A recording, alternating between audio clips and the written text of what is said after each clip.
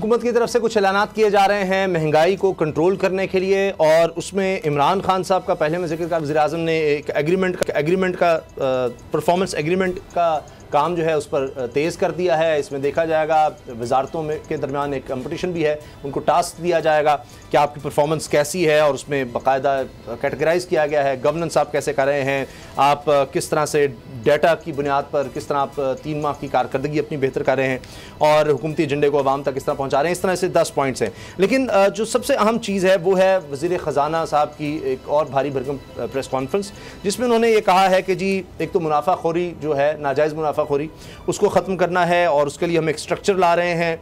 लेकिन फौरी तौर पर जो उन्होंने बड़ा ऐलान किया है वो ये है कि जी 40 से 42% लोगों को बराह रास्त ये तकरीबन 10 करोड़ लोग बन जाएंगे, 9-10 करोड़, उनको सब्सिडी देंगे। और जो तेल है, खुर्दी तेल खाने पीने में इस्तेमाल होता है, 40 से 50 रुपये किलो इसमें कमी आएगी, और चीनी की कीमत 90 रुपये फ़ी किलो फ़िक्स कर दी है। अब इसमें ये देखें गुलाम रज़ा साहब के ठीक है महंगाई मुल्क में बढ़ रही है, इसमें कोई शक नहीं है, हम इस पर क्रिटिसाइज़ करते हैं, करना भी चाहिए, लोग बहुत मुश्किल में हैं, लेकिन कहीं कहीं हम कुछ मिस भी कर जाते हैं। जहाँ तेल की कीमत कम हुई, अभी देखिए कि सबसे ज़्यादा पढ़ी जाने वाली खबर में था कि जी घी की कीमत 10 रुपये किलो कम हो गई, तो वो इसलिए नज़रअंदाज हो जाती है शायद कि जी बाकी चीज़ों में इतनी महंगाई है कि फिर हम उसका जिक्र ही नहीं करते। अब अगर ये किया जाता है, डायरेक्ट सब्सिडी 40 से 42% लोगों को दी जाती है, जिस तरह एहसास प्रोग्राम के तहत जब ये वबा आई तब दी गई थी, तो एक बहुत बड़ा कदम तो है। देखिए, कदम तब होगा, एक तो मैं ये एक दरख्वास्त है कि गरीब आवाम का, गरीब लोगों का मजाक ना उड़ाएं। यहाँ पे ये हो रहा है कि हमने ऑर्डिनेंस ला दिया है, अब महंगाई करेगा तो उसको हम अंदर कर देंगे 6 महीने के लिए। पहले भी कानून मौजूद हैं, किसने किसी कानून के ऊपर अमलदारी दिखाई है? कौन से मार्केट्स में आपने देखा कि वो रेट्स जो सरकार के रेट हैं उस पर अशिया मिल रही हैं? बात यह है कि आपकी गवर्नेंस का लेवल अब जो है वो काबिल बर्दाश्त नहीं रहा।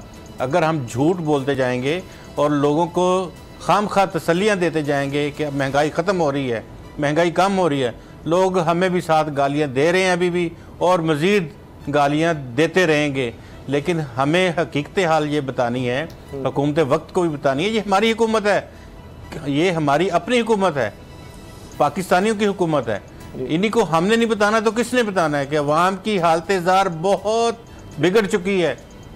उनकी हालत अब ऐसी है कि नवाला जो है वो मुंह तक नहीं पहुंच रहा, और उनको रोज़ी रोटी नहीं मिल रही।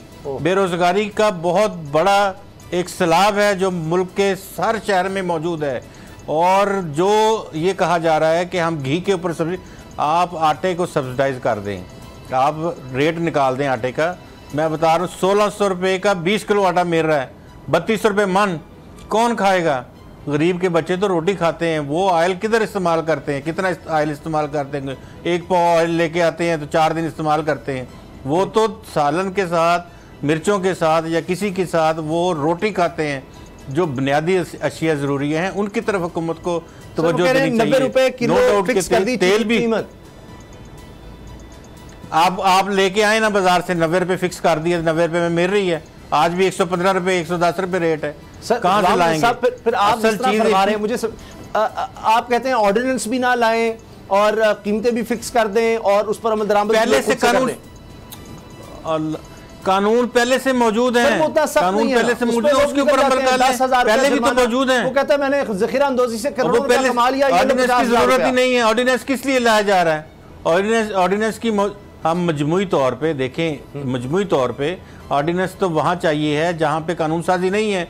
जब हमारे पास कानून साजी, गिरानी, ग्रां फरोश, होर्डिंग्स, हर तरह की कानून साजी मौजूद है, बिल्कुल है, वहाँ बंदा उठा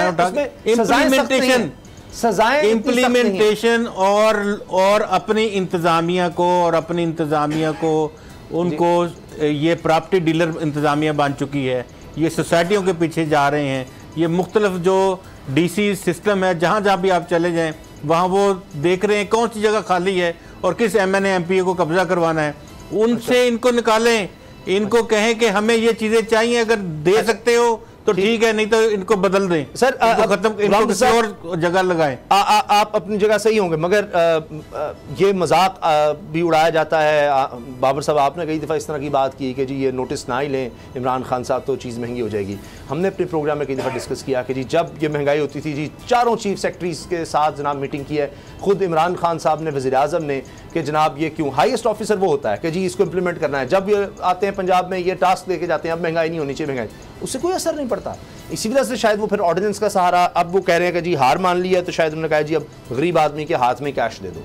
अब शायद ये एहसास प्रोग्राम के तहत लोगों को कैश में देंगे या घी वालों को ये देंगे, अभी देखते हैं किस तरह। लेकिन वो कह रहे हैं जी 40 से 50 रुपए कमी आएगी घी की कीमत में, तो ये बहुत बड़ी कमी अगर आती है तो हम सब अब यही होगा कि गवर्नमेंट जो है वो सब्सिडाइज्ड घी, आटे के जो ट्रक है वो तवा बाज़ारों के बाहर खड़ी कर देगी और लंबी लंबी लाइनें लग जाएंगी। बेचारी अवाम जो है वो जलील होगी। सुबह लोग आएंगे और रात को कोई एक आधा थैला या एक आधा जो है वो लेके जा रहे होंगे, और जो ताकतवर लोग हैं उनके घरों में ये सब्सिडाइज चीज़ें वैसे पहुँच जाएंगी।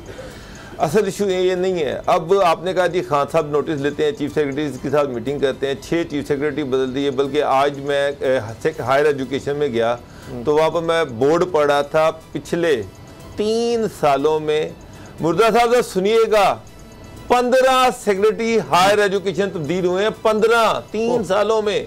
बैरिस्टर नबील अवान से लेके अब तक 15 सेक्रेटरी हायर एजुकेशन चेंज हो चुके हैं। और ये पीटीआई की टॉप प्रायोरिटी पे है एजुकेशन, यूनिवर्सिटी बनाना।